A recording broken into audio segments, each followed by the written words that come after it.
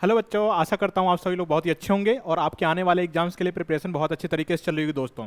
जैसा कि आप बच्चों जानते हैं कि आरआरबी जेई का अभी कैलेंडर रिलीज हुआ है। कैलेंडर रिलीज होने का मतलब क्या है कि कौन सा एग्जाम किस डेट के आसपास शेड्यूल होने वाला है या कब उसका नोटिफिकेशन रिलीज होगा दोस्त, ये सारे के सारे कैलेंडर के अंदर बताई गई हैं।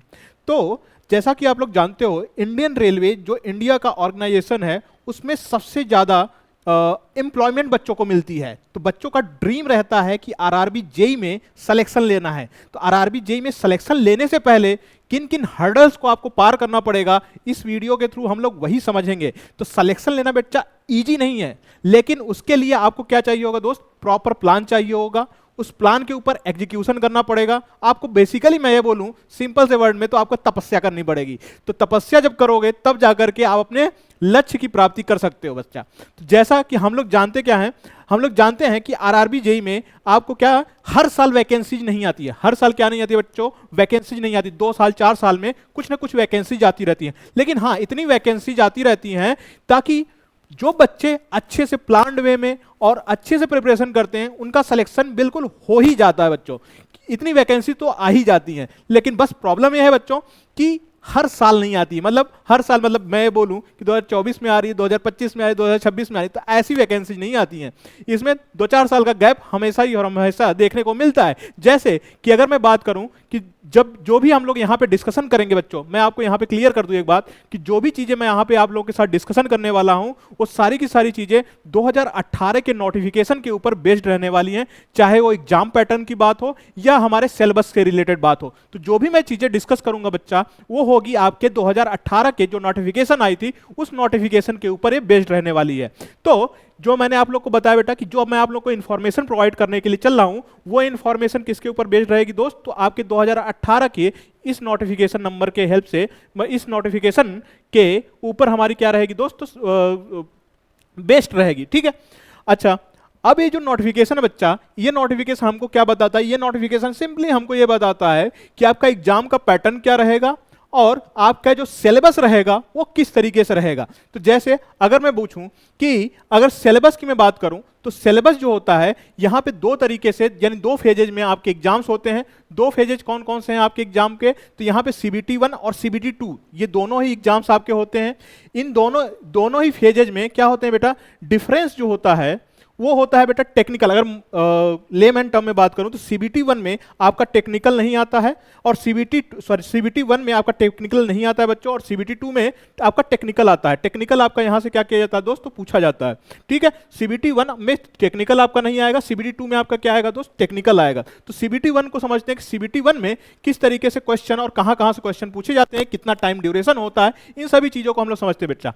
सीबीटी 1 में 100 क्वेश्चन रहेंगे, 100 मार्क्स के रहेंगे, 90 मिनट्स के रहेंगे। यानी दैट मींस एक क्वेश्चन कितने मार्क्स का रहेगा? तो 1 मार्क्स का रहेगा। और टाइम ड्यूरेशन कितनी रहेगी दोस्त? तो 90 मिनट की रहेगी। यानी एक क्वेश्चन को करने के लिए आपका 1 मिनट से कम टाइम रहेगा। ये पहली चीज आप लोगों को समझ जानी चाहिए।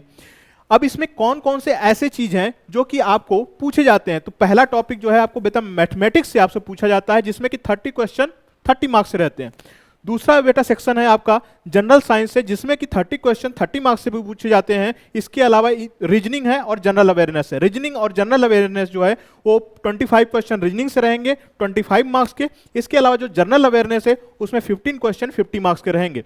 ये तो हो गया दोस्त सीबीटी 1 की बात। यानी दैट मीन्स कि आप यहाँ पे देख सकते हो कि यहाँ पे भी टेक्निकल, यानी दैट मींस कि आपके जो कोर्स से रिलेटेड है वहां पे क्वेश्चन नहीं पूछे गए हैं। लेकिन क्या मैं ऐसा कर सकता हूं कि सीबीटी 2 की तैयारी सीबीटी 1 जब मैं क्लियर कर लूंगा तब मैं जाकर के करूंगा? तो ऐसा बिल्कुल भी नहीं करना है, क्योंकि अगर ऐसा आप प्लान करके चल रहे हो तो आप सिलेक्शन से दूर जा रहे हो बेटा। सिलेक्शन के करीब नहीं जा रहे हो, सिलेक्शन से आप दूर जा रहे हो, यानी सिलेक्शन से भटक रहे हो। तो ऐसा आपको नहीं करना। क्यों नहीं करना दोस्तों? क्योंकि जो टाइम का गैप रहता है सीबीटी 1 और सीबीटी 2 में बहुत ज्यादा नहीं रहता, इतना ज्यादा नहीं रहता कि आप पूरे के पूरे टेक्निकल के सिलेबस को कवर कर लो। तो आप अगर अभी टेक्निकल के सिलेबस को मैं डिस्कस करूंगा कि कौन कौन से ऐसे टॉपिक हैं जो सारे ही जगहों पर पूछे जाते हैं, कौन कौन से ऐसे टॉपिक हैं दोस्त जो कि कुछ एग्जाम्स में पूछे जाते हैं, तब जाकर के आपको समझ में आएगा कि सिलेबस में कोई छोटा मोटा सिलेबस नहीं है आरआरबी जेईई का, बहुत वास्ट है सिलेबस। लेकिन अगर सिलेबस में मेंशन किया गया है तो वहां से कोई ना कोई क्वेश्चन पूछा ही जाएगा। ये आरआरबी जेईई का क्या रहा है दोस्त? पिछला रिकॉर्ड रहा है। तो अगर मैं सीबीटी 2 की तरफ मैं बढ़ूं, सीबीटी 2 में अगर आते हो दोस्त, तो आपको यहाँ पे 150 क्वेश्चन 150 मार्क्स के 120 मिनट में करने रहेंगे। कितने? तो 150 क्वेश्चन 150 मार्क्स की, यानी दैट मीन्स कि एक क्वेश्चन एक मार्क्स का रहेगा, और 120 मिनट्स यानी दैट मीन्स कि 2 घंटे के आसपास आपका टाइम मिलेगा। अब इसमें बात करता हूं कौन कौन से ऐसे सेक्शन हैं जो कि आपको पढ़ने पड़ेंगे, जैसे कि टेक्निकल एबिलिटी। जैसा कि मैंने बताया था दोस्त कि सीबीटी 1 में आपको टेक्निकल से रिलेटेड क्वेश्चन बिल्कुल भी नहीं आते, लेकिन सीबीटी 2 में यहाँ पे 100 क्वेश्चन 100 मार्क्स के, यानी दैट मीन सबसे ज्यादा वेटेज किसका है दोस्त? तो सबसे ज्यादा वेटेज आपका है टेक्निकल पोर्शन का, और इस पोर्शन को आप इग्नोर बिल्कुल भी नहीं कर सकते हो। क्यों? क्योंकि अगर इसको छोड़ दिए बेटा सिलेक्शन नहीं हो पाएगा। अच्छा, उसके बाद दूसरा जो सेक्शन आता है आपका है जनरल साइंस। इसमें जनरल साइंस में बेसिकली आपको यहाँ से पूछी जाती है दोस्त फिजिक्स और केमिस्ट्री पूछी जाती है। 15 क्वेश्चन 15 मार्क्स से रहते हैं। फिर उसके बाद कंप्यूटर का बेसिक नॉलेज से क्वेश्चन रहते हैं 10 क्वेश्चन 10 मार्क्स के। इन्वायरमेंट एंड पॉल्यूशन से बेसिक क्वेश्चन रहते हैं 10 क्वेश्चन 10 मार्क्स के रहते हैं। फिर उसके बाद जनरल अवेयरनेस है, जो कि आपने सीबीटी 1 में भी देखा था कि 15 क्वेश्चन 15 मार्क्स के हैं। तो यहां पे सीबीटी 1 और सीबीटी 2 में डिफरेंस जो दिख रहा है दोस्त, वो है आपकी टेक्निकल एबिलिटीज का, और दूसरा क्या है आपका ये कंप्यूटर और इन्वायरमेंटल पॉल्यूशन। कंप्यूटर और इन्वायरमेंटल पॉल्यूशन आपसे एक्स्ट्रा पूछी जा रही है। रीजनिंग और मैथ सीबीटी 2 में आपसे बिल्कुल भी नहीं पूछी जा रही है। अच्छा, अब अगर हम लोग बात करें कि टेक्निकल एबिलिटीज, यानी दैट मींस कि अगर मैं बात करूं दोस्त मैकेनिकल, टेक्निकल का मतलब क्या हो गया कि जो आपकी स्ट्रीम है, जो आपकी ब्रांच है, उससे रिलेटेड आपसे क्वेश्चन पूछे जाएंगे। अच्छा, अब अगर टेक्निकल एबिलिटीज की मैं बात करूं, तो टेक्निकल एबिलिटीज का जो सिलेबस है दोस्त 2018 के नोटिफिकेशन के ऊपर बेस्ड आपको जो सबसे पहला टॉपिक आपको देखने को मिलेगा वो है इंजीनियरिंग मैकेनिक्स। अब इंजीनियरिंग मैकेनिक्स में आप सारे टॉपिक्स देख सकते हो। इंजीनियरिंग मैकेनिक्स में मुझे नहीं लगता है दोस्त कि कोई ऐसा टॉपिक है जो कि आपके मैकेनिक्स में नहीं पूछा जाना चाहिए। तो टोटल इंजीनियरिंग मैकेनिक्स जो है बेटा, जो किसी भी एग्जाम में पूछी जाती है, वो यहां पे भी है।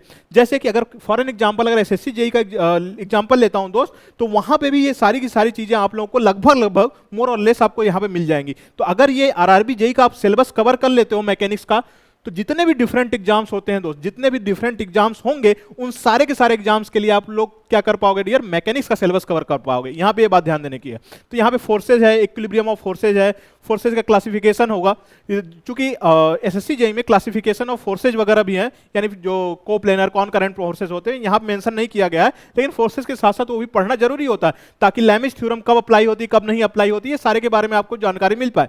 ठीक है, उसके बाद हमारा है सेंट्रॉइड वगैरह कैलकुलेट करना है। सेंट्रॉइड किस सेक्शन पे कैलकुलेट करना है? T section, L section, I section, Z section, ये सारे के सारे सेक्शन की वैल्यू दी गई है। उसके बाद प्रोजेक्टाइल काफी ज्यादा इंपॉर्टेंट है, यहां से बहुत सारे क्वेश्चन आरआरबी जेईई में प्रीवियसली पूछे गए हैं। डिलम्बर्ट प्रिंसिपल से क्वेश्चन पूछे गए हैं। इसके अलावा law of conservation of energy and law of conservation of momentum, इन सारे से ही क्या किए गए हैं दोस्त, तो क्वेश्चन पूछे गए हैं। तो इंजीनियरिंग मैकेनिक्स जो है आपका पहला टॉपिक रहेगा, उसका ये सिलेबस आपको गिवन है। ठीक है, अब अगर मैं दूसरे टॉपिक की मैं बात करता हूं दोस्त, तो दूसरा टॉपिक है आपका मटेरियल साइंस। मटेरियल साइंस में mechanical properties of engineering material, tensile strength, compressive strength, ductility, malleability, hardness, toughness, brittleness, impact, fatigue strength and creep resistance. इसका मतलब क्या है कि ये पूछा गया है हमारे किससे? ये हमारे पूछा गया है दोस्त मैकेनिकल प्रॉपर्टीज से पूछा गया है। ये हमारे सिंपली किससे पूछा गया है? मैकेनिकल प्रॉपर्टीज से मोस्टली क्वेश्चन पूछे गए हैं। ठीक है, अब अगर मैं बात करूं, दूसरा क्या है टॉपिक मेंशन है? Classification of steel, mild steel and alloy steel, and that means कि आपको स्टील पढ़ना पड़ेगा,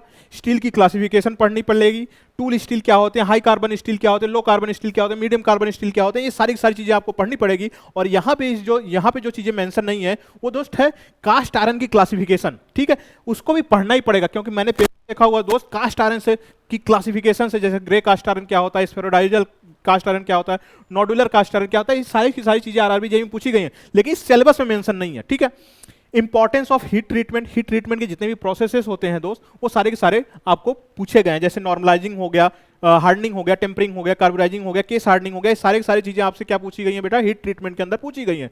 तो मटेरियल साइंस में जो टॉपिक नहीं पूछा गया है वो है दोस्त क्रिस्टलोग्राफी। ठीक है, यानी क्रिस्टल स्ट्रक्चर, लैटिस, ये सब क्या होते हैं, ये सब सारी चीजें आपसे नहीं यहाँ पे मेरा आरआरबी जेईई में मेंशन की गई है। अगर उसको भी कंप्लीट कर लेते हो तो जितने भी मटेरियल साइंस के एग्जाम्स, मतलब जितने भी एग्जाम्स होंगे, अगर उसमें क्रिस्टलोग्राफी पूछा जाएगा तो बस एक्स्ट्रा वही करना रहेगा। बाकी आरआरबी जेईई में क्रिस्टलोग्राफी यहाँ पे मेंशन नहीं किया गया दोस्त। अगर नेक्स्ट मैं बढ़ूं, नेक्स्ट अगर आपको टॉपिक देखा जाए तो स्ट्रेंथ ऑफ मटेरियल है। स्ट्रेंथ ऑफ मटेरियल में स्ट्रेस स्ट्रेन, जो कि सभी एग्जाम्स में रहते हैं, stress strain diagram, factor of safety, thermal stresses, strain energy, proof resilience, modulus of resilience, shear force and bending moment diagram, cantilever beam, simply supported beam, continuous beam, fixed beam, torsion of shaft, string, thin cylinder, cells. तो यहाँ पे भी अगर strength of material में आप syllabus देख check करते हो बच्चा, तो यहाँ पे आपको क्या समझ में आता है कि यहाँ पे दो चीजें आपसे नहीं पूछी गई हैं। एक तो हमारा कॉलम रह गया है और दूसरा हमारा रह गया है एक हमारा कॉलम रह गया है दोस्त, और दूसरा fixed beam, deflection of beam से क्वेश्चन नहीं पूछे गए हैं। ठीक है, तो यानी टोटली जो आपको पूछा गया बेटा वो मोर और लेस सिलेबस जो है वो सेम है, लेकिन यहाँ पे कॉलम नहीं मेंशन किया गया है। सिलेंडर से भी क्वेश्चन पूछे गए, शाफ्ट से भी क्वेश्चन पूछे गए, स्प्रिंग वगैरह से भी क्वेश्चन, मतलब सिलेबस यहाँ पे मेंशन किया गया है। ठीक है, बीम से है ही, स्ट्रेस स्ट्रेन है ही। ठीक है, इसके अलावा दोस्त यहाँ पे एक और चीजें मैं आपको बता दूं कि यहाँ पे एक और पॉइंट है जो कि नहीं पूछी गई, जो कि सिलेबस में मेंशन नहीं है, वो है मोहर सर्कल। यानी दैट मीन्स कि मोहर सर्कल, कॉलम और बेंडिंग ऑफ बीम यानी डिफ्लेक्शन ऑफ बीम से अगर मैं बोलूं तो ये तीनों टॉपिक से क्वेश्चन नहीं पूछे गए हैं, जो कि अच्छी बात है। सिलेबस कम रहेगा तो कवर करने में टाइम कम लगेगा। अगर नेक्स्ट यानी तीसरा टॉपिक हम लोगों ने डिस्कस कर चुके हैं जो कि टेक्निकल में पूछा जाता है मैकेनिकल इंजीनियरिंग में। चौथा टॉपिक अगर मैं बढ़ता हूं तो बहुत ज्यादा इंपॉर्टेंट रहेगा दोस्त, वो रहेगा आरआरबी जेईई के पर्सपेक्टिव से मशीनिंग। मशीनिंग में बच्चा लेथ के डिफरेंट ऑपरेशंस जो कि लेथ के ऊपर परफॉर्म किए जाते हैं वो है, लेथ के क्लासिफिकेशन जैसे कि इंजन लेथ क्या होती है उसके डिटेल्स, उसके अलावा सिंगल पॉइंट कटिंग टूल उसका नॉमेनक्लेचर क्या होता है, उसका स्पेसिफिकेशन किस तरीके से होता है, टर्निंग, ड्रिलिंग, मिलिंग, जो भी ऑपरेशंस होती हैं बेटा उन सारे से यहाँ पे मशीनिंग के अंदर क्वेश्चन पूछे गए हैं। ठीक है, अच्छा इसके अलावा आपसे पूछी गई है दोस्त coolant lubricant, introduction to stepper, slotter, planer, ये सारी जगहों पे पूछे जाते हैं। Broaching, milling, manufacturing of gear, heat treatment process apply to the gear. तो ये मशीनिंग क्या क्या सिलेबस है, बहुत ज्यादा है। यहाँ पे आपको ध्यान ये देना है दोस्त कि जब भी आप मशीनिंग पढ़ो तो लेथ को अच्छे से पढ़ो। लेथ के अलावा जो दूसरा आप फोकस कर सकते हो दोस्त, तो दूसरी चीज पे आप फोकस इस पे कर सकते हो कि जो सेपर, प्लेनर और स्लॉटर हैं इन तीनों को एक साथ कवर करना और बेहतरीन तरीके से कवर करना, क्योंकि यहां से भी लेथ के अलावा यहां से भी क्वेश्चन बहुत सारे मशीनिंग के में पूछे गए। अब उसके बाद आता है डियर कि अगर मैं प्रेफरेंस बताऊं तो टूल जियोमेट्री से भी आपको सिंगल पॉइंट कटिंग टूल की जो ज्योमेट्री होती है, rake angle, clearance angle, back rake angle, ये सारे एंगल से भी आपके क्वेश्चन पूछे गए हैं। ठीक है, अब अगर बढ़ते हैं नेक्स्ट टॉपिक, फिफ्थ जो टॉपिक हमारा होगा वो है हमारा वेल्डिंग। तो वेल्डिंग में मोर और लेस चीजें मुझे वही दिख रही हैं, जैसे कि welding introduction, classification of welding आप जानते होंगे, solid state welding, liquid state welding, solid liquid state welding क्या होती है, इसके अलावा कंज्यूमेबल इलेक्ट्रोड वेल्डिंग जो होती है और नॉन कंज्यूमेबल इलेक्ट्रोड वेल्डिंग होती है, coated electrode welding, non coated electrode welding, बहुत सारे डिफरेंट तरीके से हम लोग क्लासिफिकेशन करते हैं।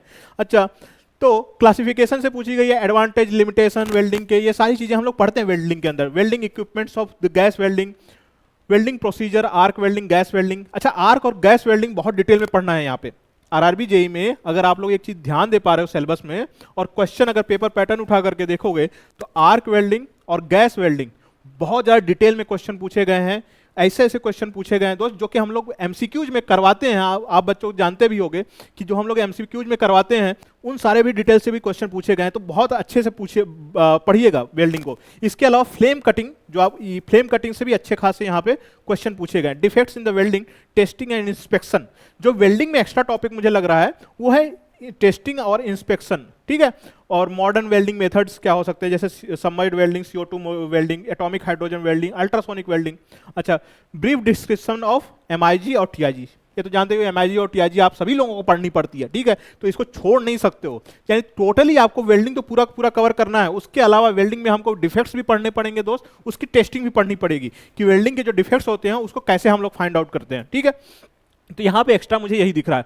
नेक्स्ट टॉपिक की तरफ अगर मैं बढ़ता हूँ तो नेक्स्ट टॉपिक, अगर छठा टॉपिक मैं चलूँ तो आपका क्या आता है दोस्त, आपकी आती है ग्राइंडिंग एंड फिनिशिंग प्रोसेस आती हैं। अच्छा, ग्राइंडिंग और फिनिशिंग यहाँ पे क्या दिया गया बेटा, वैसे तो आपको मशीनिंग में ही आ जाती है, जहाँ पे भी अगर आप डिफरेंट एग्जाम्स देते हो तो वहाँ पे आपको समझ में आएगा कि जो हमारी मशीनिंग होती है उसमें भी ग्राइंडिंग और फिनिशिंग का रहता है। लेकिन यहाँ पे आरआरबी जेईई में डिटेल्ड वे में दिया गया है कि ग्राइंडिंग से कहाँ से क्वेश्चन आएगा और फिनिशिंग से कहाँ से क्वेश्चन आएगा। जैसे अगर ग्राइंडिंग में लेते हो तो प्रिंसिपल क्या होती है ग्राइंडिंग की, उसके बॉन्ड्स क्या होते हैं और स्ट्रक्चर क्या होती है, वो सारी चीजें जो ग्राइंडिंग होती है बेटा, ग्राइंडिंग व्हील का जो डेजिग्नेशन होता है उस सारे चीजों से यहाँ पे क्वेश्चन पूछे गए हैं, पूछे जाते हैं। और आशा करता हूँ अगर सिलेबस अगर नहीं चेंज हुआ तो फिर भी पूछे जाएंगे दोस्त। ठीक है, इसके अलावा फिनिशिंग और सुपर फिनिशिंग ऑपरेशन जो होते हैं, जैसे कि honing, lapping, super finishing, electroplating हो गई, basic principles of plating of metals हो गई, हॉट डिपिंग, गैल्वेनाइजिंग। अब देखो बच्चा, यहाँ से सिलेबस एक्स्ट्रा होना शुरू हो गया।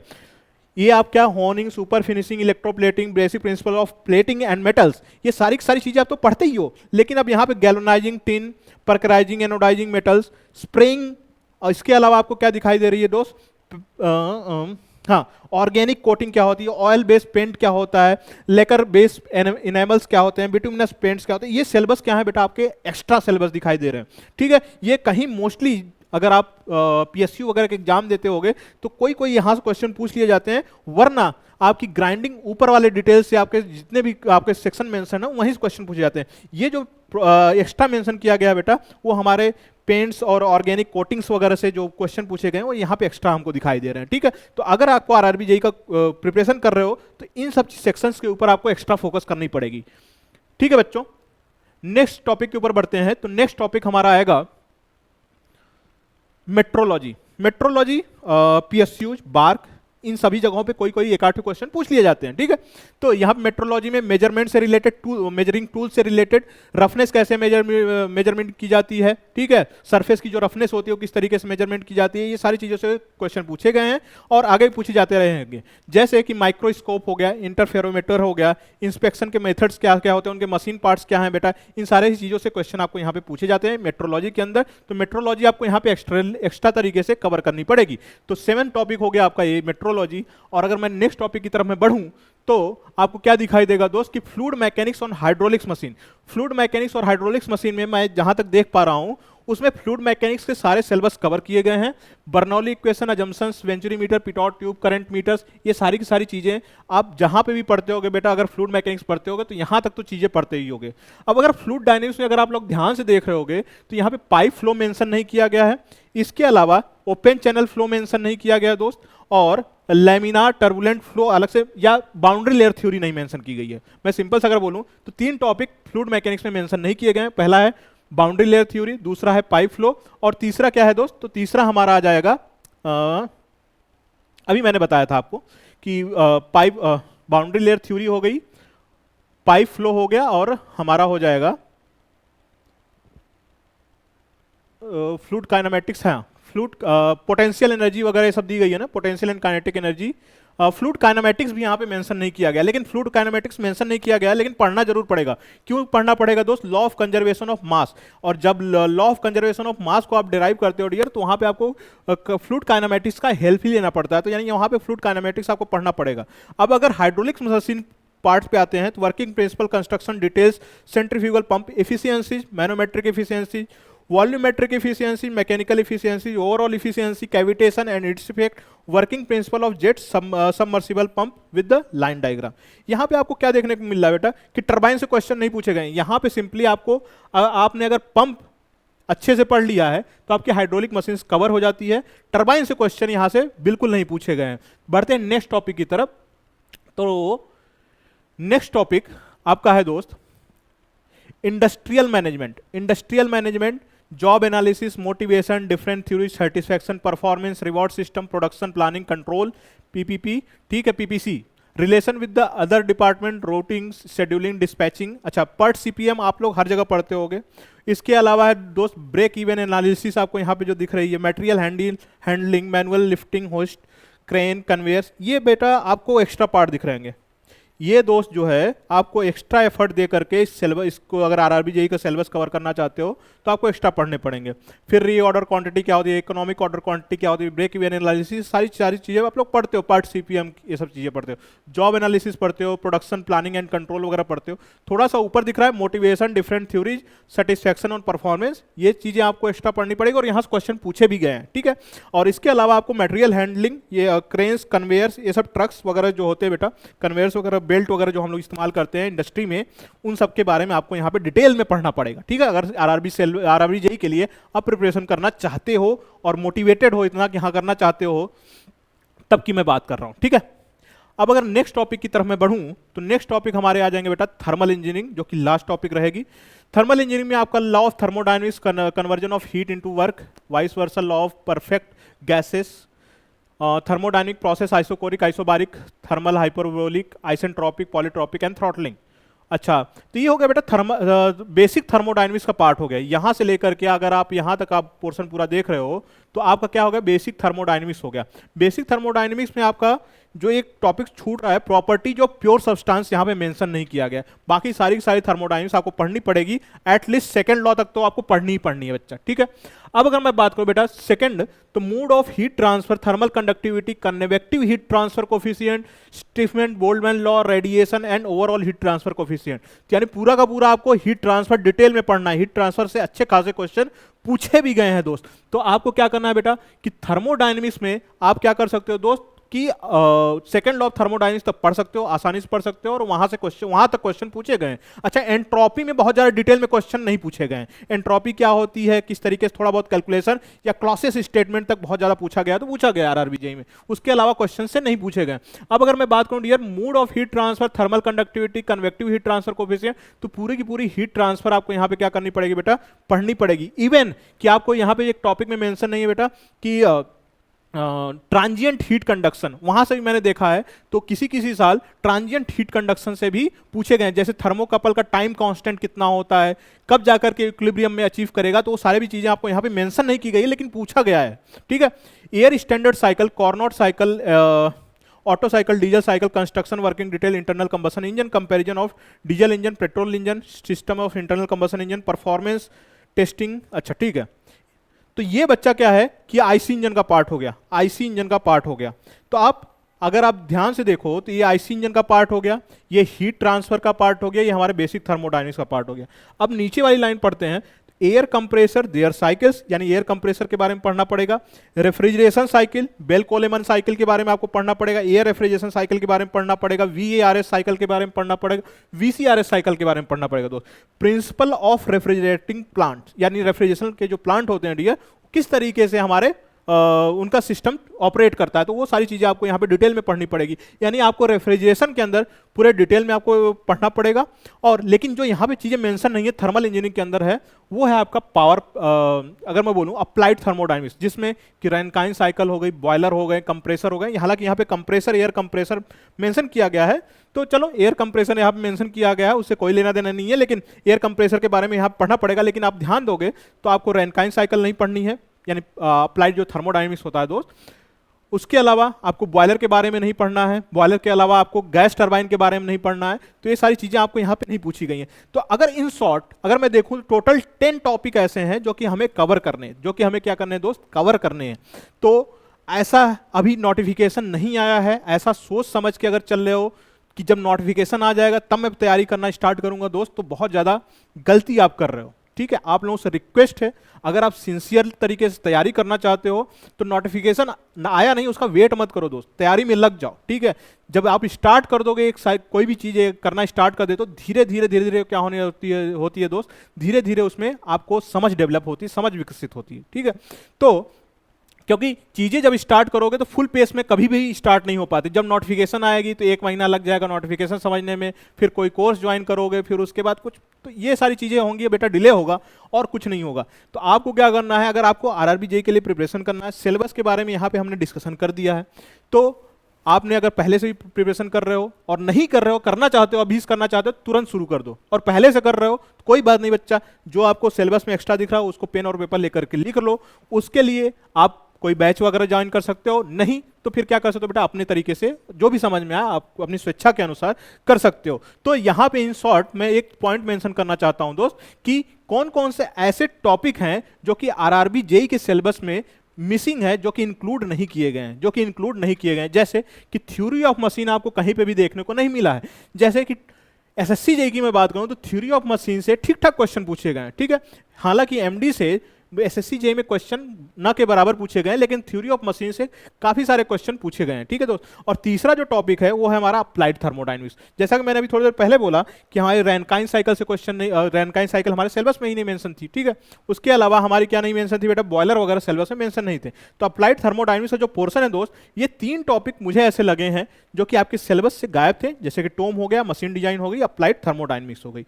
तो अगर आप टोटली फोकस होना चाहते हो सिर्फ और सिर्फ एक ही एग्जाम पे, तो टू द सिलेबस पढ़िए, उसी के लिए सिर्फ प्रैक्टिस करिए और उसी के लिए मॉक लगाइए बच्चा, और सिलेबस के अकॉर्डिंग पढ़िए, क्योंकि टाइम वेस्ट करने से कोई भी फायदा नहीं है। या फिर आप ऐसा कर सकते हो कि पूरी मैकेनिकल इंजीनियरिंग की आप तैयारी कर सकते हो, कोई सा भी एग्जाम आए तो आप उसको कर लो, यानी उस एग्जाम के अकॉर्डिंग फिर आप पढ़ना स्टार्ट करो, ठीक है। तो मेरा एक कहना है कि आप दोनों ही अप्रोच फॉलो कर सकते हो, जो भी आपको सुटेबल लगे। यानी कि दैट मीन्स मैं ये बोलना चाहता हूं कि ऐसा तो है नहीं कि हाँ सिर्फ और सिर्फ आरआरबी जेई के लिए ही आप सिलेक्शन पाना चाहो। आप तो एक जॉब करना चाहते हो, चाहे वो आरआरबी जेई में मिले, चाहे वो एसएससी जेई में मिले, चाहे वो सेल में मिले, चाहे कोई और एग्जाम में मिले, क्योंकि आपको एक जॉब से मतलब है बच्चा। तो आप अगर पूरी पूरी मैकेनिकल इंजीनियरिंग की तैयारी करते हो, यानी मैकेनिकल इंजीनियरिंग की जितने भी सिलेबस में चीजें हैं, अगर वो सारे पढ़ लेते हो एक बार, फिर उसके बाद एग्जाम ओरिएंटेड हो जाओ कि अगर मुझे फोकस करना आरआरबी जेई पे या एसएससी जेई का एग्जाम 2-3 महीने बाद है तो उस पर फोकस करने लग गए, तो उस हिसाब से सिलेबस के अकॉर्डिंग पढ़ना स्टार्ट कर दो। लेकिन फर्स्ट ऑफ ऑल आपको, आप सभी के लिए मेरा यही रहेगा कि आप लोग पूरे पूरे मैकेनिकल इंजीनियरिंग का क्या कर लो बेटा, एक बार पढ़ लो, ठीक है, एक बार अच्छे से पढ़ लो, उसके बाद एक बार अच्छे से रिवाइज कर लो, फिर एग्जाम ओरिएंटेड हो जाओ कि हाँ एसएससी जेई में ये पार्ट पूछा जा रहा है तो मुझे इस पे मेहनत करने की जरूरत है, आरआरबी जेई में ये पार्ट पूछा जा रहा है तो मुझे इस पे मेहनत करने की जरूरत है। तो जब एग्जाम 2-3 महीने पहले हो जाएंगे, मतलब एग्जाम का नोटिफिकेशन आ जाएगा, तो उससे 3-4 महीने 2-3 महीने पहले एग्जाम ओरिएंटेड हो जाओ। लेकिन मेरा इतना सही कहना है कि आप पढ़ लो किसके लिए, मैकेनिकल के लिए। तो अगर आप पूरी मैकेनिकल के लिए तैयारी करते हो दोस्त, तो आपको कभी प्रॉब्लम नहीं आएगी, ठीक है। तो बच्चा ये इंफॉर्मेशन अगर अच्छी लगी हो तो आप अपने दोस्तों के साथ शेयर कर देना। मिलते हैं ऐसे ही किसी नेक्स्ट सेशन में। Thank you everyone.